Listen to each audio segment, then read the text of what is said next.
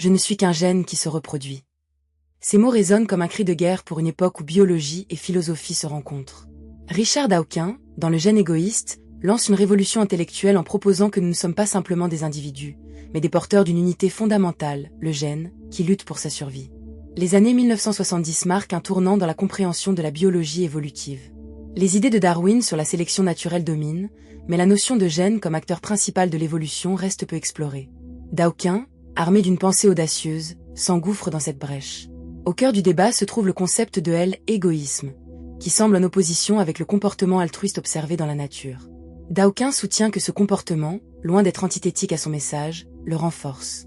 Les gènes, en cherchant à se reproduire, peuvent conduire à des comportements altruistes. Cette perspective sème les graines d'une réévaluation de notre compréhension de la coopération et de notre humanité. Cette approche suscite scepticisme, en raison des implications morales de l'idée de gène égoïste. La pensée de Dawkins remet en question des siècles de croyances sur l'individu et la collectivité. Les critiques se demandent: cette vision ne réduit-elle pas la complexité de la vie à une mécanique de survie? Les valeurs éthiques sous-jacentes à cette vision s'imposent. Son livre a engendré une discussion scientifique et philosophique riche, devenant un outil polémique.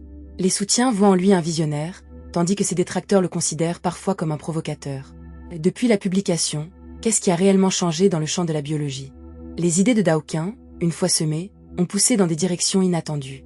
Dawkins a brillamment illustré son propos à travers l'exemple des abeilles.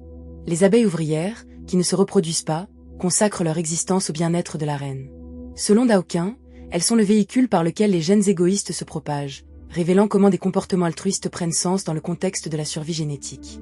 Imaginez une ruche bourdonnante, remplie d'abeilles qui s'affairent, un ballet minutieux orchestré par des forces évolutives qui échappent à notre compréhension immédiate. Dans cette scène, chaque abeille agit non pour elle-même, mais pour la pérennité de sa lignée. Il est essentiel de se rappeler que pour Dawkins, chaque acte de sacrifice est un acte de stratégie pour assurer la survie des gènes qui constituent notre héritage biologique. En approfondissant cette idée, Dawkins s'attaque à l'illusion de l'individualisme. Les comportements de coopération et de sacrifice ne sont pas des exceptions, mais des stratégies d'évolution. Il démontre que les gènes qui encouragent l'entraide favorisent la survie du groupe, et donc des gènes eux-mêmes. C'est un paradoxe intrigant qui soulève des questions sur la nature même de la vie. Pour illustrer ce paradoxe, Dawkins recourt à des exemples d'organismes sociaux, comme les fourmis ou les termites, où la division du travail et le sacrifice personnel sont essentiels à la survie de la colonie.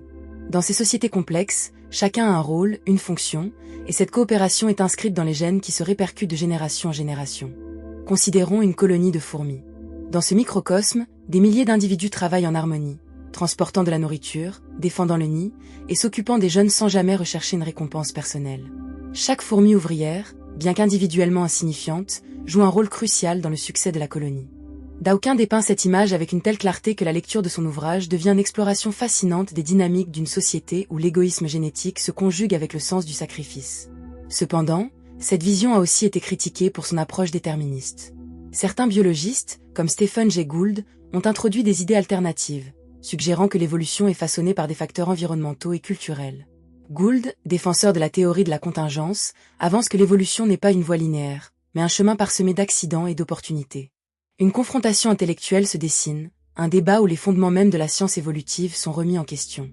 En effet, une simple variation environnementale peut provoquer des changements radicaux dans le cours de l'évolution. Les discussions entre Dawkins et Gould sont souvent représentatives des tensions au sein de la communauté scientifique, où chaque vision cherche à capturer la complexité de la vie. Ce dialogue dépasse le cadre de la biologie traditionnelle et ouvre la porte à des réflexions plus larges sur l'interaction entre l'environnement et les prédispositions génétiques. Ces débats, animés et passionnés, révèlent l'engagement de deux penseurs de premier plan qui, tout en cherchant la vérité, contribuent chacun à leur manière à la richesse de la pensée scientifique. L'impact de gènes égoïstes ne se limite pas à la biologie. Les implications philosophiques de ces idées résonnent encore aujourd'hui. Si nos comportements sont influencés par des gènes égoïstes, qu'en est-il de la moralité? Ces questions ont ouvert un dialogue interdisciplinaire.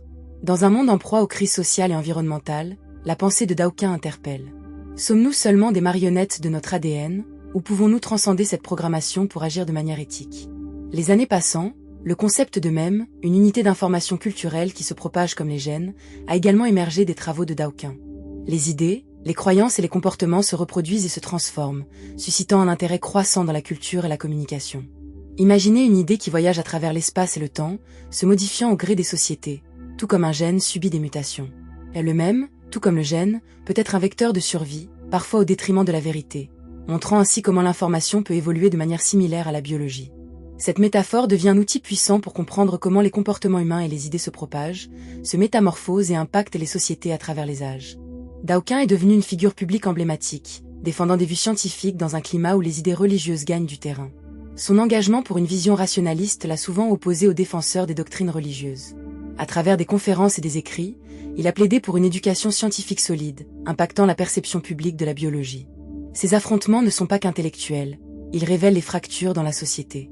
Les partisans de Dawkins voient son travail comme une défense de la vérité scientifique contre l'obscurantisme, tandis que ses adversaires le perçoivent comme un agnostique revendiquant une vision du monde réductrice. La tension entre science et foi se cristallise, illustrant des fêlures profondes dans le tissu social. Ce débat ne concerne pas uniquement la compréhension scientifique, mais touche des fondements culturels et ontologiques sur lesquels reposent nos sociétés. Dans les décennies suivantes, le gène égoïste a continué à être une référence dans les discussions sur l'évolution. Les avancées en génétique ont validé plusieurs idées de Dawkins. Les recherches sur l'ADN ont approfondi notre compréhension des interactions et de la transmission des gènes, apportant des preuves à la théorie de l'égoïsme génétique. Des études sur la génétique comportementale démontrent comment certains traits peuvent être hérités, bouleversant notre compréhension des motivations humaines. Les travaux sur les jumeaux, par exemple, révèlent l'impact de l'hérédité sur des comportements complexes tels que la sociabilité ou l'agressivité. Cette recherche a permis de mettre en lumière des aspects de notre comportement qui, auparavant, semblaient purement basés sur des choix individuels, soulignant une intrication complexe entre nature et culture. Cependant, ces découvertes ont aussi mené à un approfondissement des réflexions initiales. La génétique moderne révèle des dynamiques complexes, où la coopération entre gènes s'avère cruciale. Les interactions entre gènes peuvent créer des effets combinés qui transcendent l'idée d'un gène isolé agissant uniquement par intérêt personnel.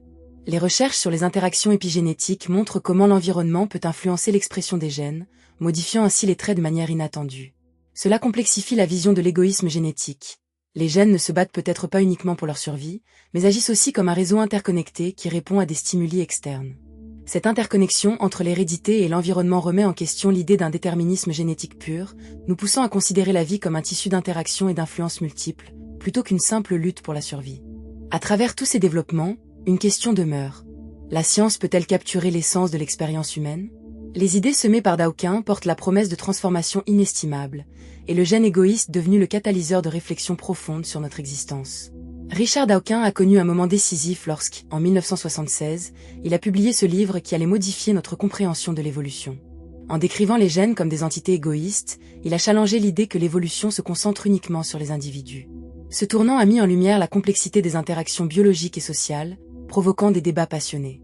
L'impact durable de ces idées continue d'influencer non seulement la biologie, mais des disciplines comme la sociologie.